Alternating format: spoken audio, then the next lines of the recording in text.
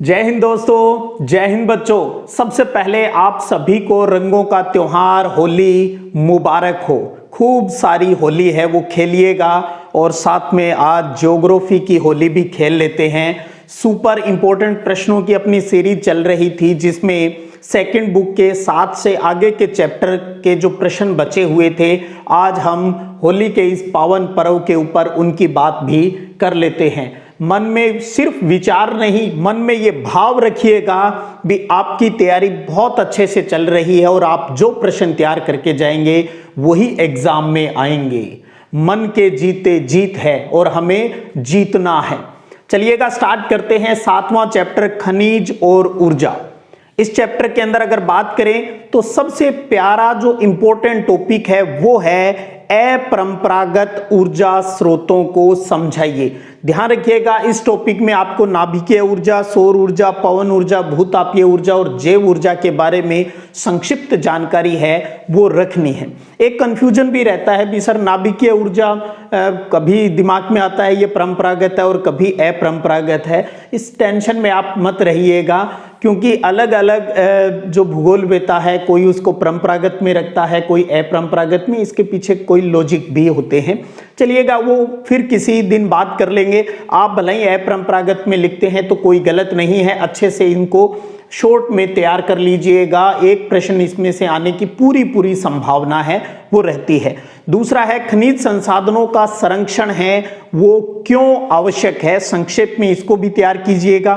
तीसरा धात्विक और अधात्विक खनिजों में डिफरेंस है उसको तैयार कर लीजिएगा।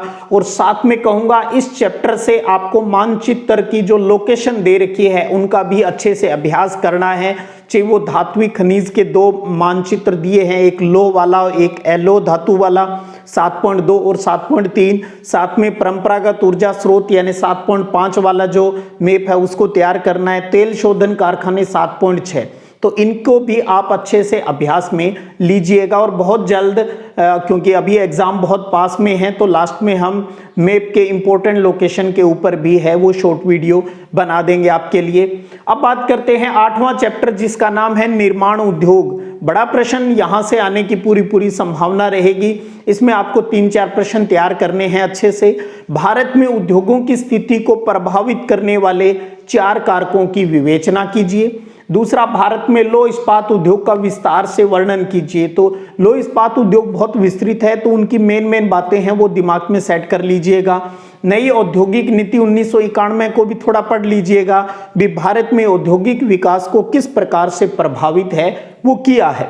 अगला प्रश्न है कि भारत के मुख्य औद्योगिक प्रदेशों के नाम, 8 नाम आपको ध्यान में होना चाहिए और किसी एक को आप संक्षेप में तैयार है वो कर लीजिएगा। साथ में इस चैप्टर से आपको 4 मैप है वो भी तैयार करनी है। एक 8.1 है लौह इस्पात उद्योग की लोकेशन का, 8.11 यानी 8वें चैप्टर का 11वां जो डायग्राम है सूती वस्त्र उद्योग का, 8.12 है वो सॉफ्टवेयर टेक्नोलॉजी पार्क का है और 8.13 है वो मुख्य औद्योगिक क्षेत्र का है। तो अभी एक बार आप इन पर भी अभ्यास है वो कर लीजिएगा। आप सब बच्चों को कहना चाहूंगा एक बात भी, अपनों ने इस चैनल के ऊपर जनवरी से अब तक 4 प्री बोर्ड है वो भी आपके लिए लिए हैं। तो सबसे पहले उन प्रश्नों को आप अच्छे से तैयार रख लीजिएगा और मन में भाव रखिएगा, सकारात्मक भाव रखिएगा भी उनमें से प्रश्न आएंगे और 100% वहां से आपको बोर्ड एग्जाम के अंदर क्वेश्चन है वो मिल जाएंगे। और कई बार बच्चे ऐसे कमेंट करते हैं भी सर आप जल्दी ये चीज करवा दीजिए। उन बच्चों को कहना चाहूंगा जो चीजें आज मैं आपको बता रहा हूं ये तो मैंने दिसंबर में ही सब कुछ क्लियर कर दिया था। जो बच्चे मेरे साथ टेलीग्राम चैनल जो अपना है सिद्धिविनायक संग्रिया, जिसका लिंक भी नीचे डिस्क्रिप्शन के अंदर दिया हुआ है, उस पर अगर जुड़े हुए हैं तो वो देख रहे हैं भी सारा PDF फॉर्मेट के अंदर प्रश्न आंसर सारी चीजें वहां पर प्रोवाइड करवा दी है। अब तो मैं थोड़ा सा आपके दिमाग के अंदर रिमाइंडर डाल रहा हूं, भाई उन प्रश्नों को थोड़ा सा अच्छे से देख लीजिएगा क्योंकि 2023 की बोर्ड परीक्षा के लिए ये बहुत ही इंपॉर्टेंट है। आपको कई बार ऐसा लगता होगा भी मैं कमेंट के जवाब नहीं देता। ऐसा देखिए कि मैं तो एक सिंगल यहाँ काम करता हूँ, गवर्नमेंट एम्प्लॉय हूँ, वहाँ से आने के बाद जितना टाइम मिलता है तो बहुत बार ऐसा होता है भी मैं कमेंट का जवाब नहीं दे पाता, कई बार पढ़ लेता हूँ अच्छे से, लगभग पढ़ तो सभी लेता हूँ, तो आप थोड़ा सा ये समझिएगा भी टाइम नहीं मिल पाता तो इसका मतलब ये नहीं है भी मुझे आपसे प्रेम नहीं है, आप मेरे बहुत डियरेस्ट स्टूडेंट्स हो, मुझे आपका बहुत फिक्र है, आपसे स्नेह है मुझे, तो ये मत मानिएगा भी मैं जवाब नहीं देता। हाँ, उन प्रश्नों के तो जवाब देने की जरूरत ही नहीं जो किसी न किसी वीडियो में मैंने अच्छे से क्लियर कर दिया है, क्योंकि लगभग जो बातें आपकी वहां पढ़ता हूं वो मैं वीडियो के अंदर कहीं ना कहीं जैसे याद आता है वो मैं बता देता हूं। तो जो रेगुलर स्टूडेंट जुड़े हुए होते हैं उनके तो ऐसे कोई भी अननेसेसरी प्रश्न है वो नहीं होते। इसका मतलब ये नहीं है भी आप प्रश्न नहीं पूछे, आप अपने भाव है वो लिख सकते हो, आपका प्रेम ही है जो मुझे आगे बढ़ाने के लिए मोटिवेट करता है। और इस होली के पावन पर्व पर आप सब बच्चों को इसके लिए अपने आपके प्रेम के लिए, स्नेह के लिए दिल की गहराइयों से बहुत बहुत धन्यवाद देता हूं, थैंक यू आपको बोलता हूं। चलिए अब बात करते हैं अगले चैप्टर की। 9वां जो चैप्टर है भारत के संदर्भ में नियोजन और सतत पोषणीय विकास। इस चैप्टर से भी आपको 4-5 प्रश्न तैयार करने अच्छे से, जिसमें एक तो है आप देखेंगे ना स्टार्टिंग के अंदर ही दिया हुआ है पर्वतीय क्षेत्र विकास कार्यक्रम है, तो उसके लिए एक प्रश्न बनता है कि पर्वतीय क्षेत्र में विकास के लिए कोई 3 सुझाव है वो दीजिए।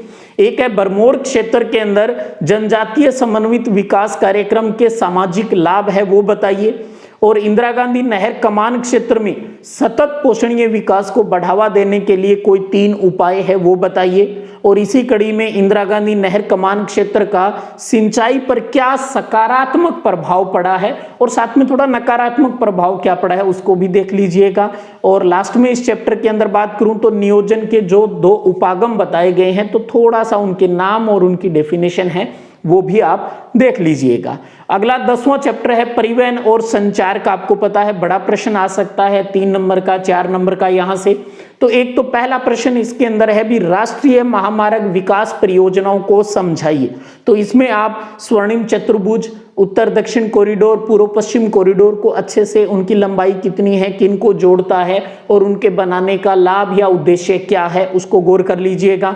अगला प्रश्न है कि रेलवे पटरी की चौड़ाई के आधार पर भारतीय रेल के 3 वर्ग हैं उनको बताइए, उनके नाम आ जाएंगे, उनके बीच की दूरी या कोई डाटा साथ में दिमाग में है तो वो भी आप लिख सकते हो। अगला प्रश्न है कि कोंकण रेलवे को समझाइए, बहुत इंपॉर्टेंट प्रश्न है। तो वो तो एक छोटा सा डिब्बे के अंदर एक मैटर दिया है उसको अच्छे से देख लीजिएगा, उसके अंदर से भी क्वेश्चन निकाल सकता है, तो वो शॉर्ट में आपको सब तैयार है तो इजीली आप प्रश्न का जवाब वहां दे सकेंगे। चौथा प्रश्न है कि भारत के 3 प्रमुख राष्ट्रीय जल मार्गों का विस्तार बताइए। तो आपने 5 राष्ट्रीय जल मार्ग की बात कर रहा हूं पढ़े हैं, तो 3 कम से कम स्टार्टिंग वाले, पहला, दूसरा, तीसरा, और कहां से कहां तक है, उनकी लंबाई कितनी है, इतना सा आप जरूर गौर कर लीजिएगा। अगला प्रश्न है कि मापदंड और गुणवत्ता के आधार पर संचार के साधनों का वर्गीकरण बताइए। तो आप व्यक्तिक और जन संचार वाले हैं उनको थोड़ा डायग्रामिक रूप से तैयार कर लीजिएगा, और रेडियो टेलीविजन के बारे में संक्षेप में पढ़ लीजिएगा। और इसी कड़ी में वहां जो जन संचार का एक माध्यम और है उसका भी एक प्रश्न अलग से बन सकता है कि भारत में उपग्रह संचार प्रणाली का विश्लेषणात्मक अध्ययन कीजिए। तो उपग्रह संचार के अंदर दूसरे पैरे के अंदर ही उसके बारे में सारी बातें हैं वो लिखी हुई है, अपने नोट्सों के अंदर भी ये सारी चीजें हैं। इसी कड़ी में बात करें, अगला अपना चैप्टर है, निकाल लेता हूं एक बार, 11वां चैप्टर जो अंतरराष्ट्रीय व्यापार वाला है, सेकंड बुक वाला। इसके अंदर सबसे पहले तो आपको बताऊं भी मानचित्र दिए हुए हैं 11.4 और 11.5 वाला, उनका अच्छे से अभ्यास कीजिए। एक मुख्य पत्तन और समुद्री मार्ग का है और एक वायु मार्ग का है। तो और उस एक चीज ध्यान रखिएगा, विशेषकर राजस्थान के लिए के जो बच्चे हैं उनके लिए कहूं, राजस्थान की जो जो लोकेशन कहीं भी किसी भी मानचित्र में दी गई है वो जरूर देखना। 1 या 2 लोकेशन तो आपको राजस्थान वाली ही पूछ लेंगे, जैसे जयपुर हो गया, जोधपुर हो गया, उदयपुर हो गया, अंता हो गया। तो इस प्रकार की लोकेशन आप देख लीजिए भी राजस्थान में अपने को भरनी है। इसी कड़ी में पहला प्रश्न है कि भारत के पूर्वी तट पर स्थित किन्हीं 3 पत्तनों को समझाइए। तो पूर्वी तट पर कौन से पत्तन है, पश्चिमी तट पर कौन से पत्तन है, उनके नाम और संक्षेप में एक आधी लाइन आपको अच्छे से दिमाग में रखिएगा। छोटे प्रश्न तो आपको तैयार करवा ही रहा हूं, पीडीएफ के अंदर है ही। और इसी प्रकार का पश्चिमी तट पर स्थित किन्हीं 3 पत्तनों को बताइए, उनके नाम भी और थोड़ा सा उनके बारे में संक्षिप्त जानकारी देख लें। और सबसे लास्ट में इस चैप्टर में बात करूं, भारत के आयात संगठन के बदलते प्रारूप को समझाइए। तो 3-4 लाइनें आप इसमें भी किस किस में क्या वेरिएशन है वो आया है, थोड़ा सा उसको देख लीजिएगा। और सबसे लास्ट में आपका जो चैप्टर है भौगोलिक परिप्रेक्ष्य में चयनित कुछ मुद्दे और समस्याएं हैं, यानी एनवायरनमेंट से जुड़ा हुआ है, जल प्रदूषण, वायु प्रदूषण, ध्वनि प्रदूषण है, गंदी बस्तियां हैं, धारावी बस्ती के बारे में बताया है, पर्यावरण प्रदूषण किसका परिणाम है। ऐसे छोटे छोटे प्रश्न इस चैप्टर से आएंगे। ध्यान रखिएगा लास्ट चैप्टर से केवल 2 प्रश्न 1-1 नंबर वाले आएंगे, तो 1-1 नंबर वालों के अब यहाँ बहुत ज्यादा जिक्र करने की आवश्यकता नहीं, ऑब्जेक्टिव वाली सीरीज चल रही है, वहां पर क्लियर हो जाएंगे। बाकी पीडीएफ है वो अंडाली हुई है, और आपको कोई संशय तो आज फिर दोबारा वहां पीडीएफ है वो टेलीग्राम चैनल के ऊपर डाल दूंगा, आप अच्छे से उनको 1-2 बार देख भी लेंगे, उनसे बात भी कर लेंगे तो अपने आप याद रह जाएगी। बात तो हमेशा याद रहती है, आपके क्या रहता है, आप थोड़ा सा क्या विचार करते रहते हो, भी मेरे याद नहीं होता, याद नहीं होता। और मैं कहता हूं विचार छोड़िए, भाव ये रखिएगा भी मेरे याद है और जो मैं याद करके जाऊंगा वो पेपर में आएगा। और 100% ऐसा होगा, अगर आपका भाव सच्चा है तो आपकी जीत होगी। आपका भाव है मेरे याद हो रहा है, मेरे समझ में आ रहा है हर सब्जेक्ट के अंदर, तो आप जीत जाएंगे। कितना मोटिवेशन चाहिए। कई बार बच्चे कहते हैं सर आप हमें मोटिवेट कीजिए, मुझे नहीं लगता कोई मोटिवेशन की आवश्यकता है, फिर भी बहुत कुछ है यूट्यूब के ऊपर, आप कितना मोटिवेट हो लीजिएगा उनको देख देख के। आपके अंदर चिंगारी उठनी चाहिए, आपके अंदर ये फील होना चाहिए मुझे ये करना है। करना मतलब करना होता है, फिर उसमें नहीं का कोई प्रश्न ही नहीं आता। करना है मतलब करना है, मुझे पढ़ना है, मुझे ये समझना है, मुझे ये इस टॉपिक से बात करनी है, मन में भाव सकारात्मक है, कोई अननेसेसरी विचार नहीं चल रहे, तो 100% आप जीतते हो इस चीज के लिए। तो एक बार फिर आप सब बच्चों को, आपके पूरे परिवार को, इस पूरे सिद्धिविनायक परिवार की तरफ से होली की घनी घनी राम राम। चलिएगा फिर मिलेंगे, तब तक जय हिंद, जय भारत।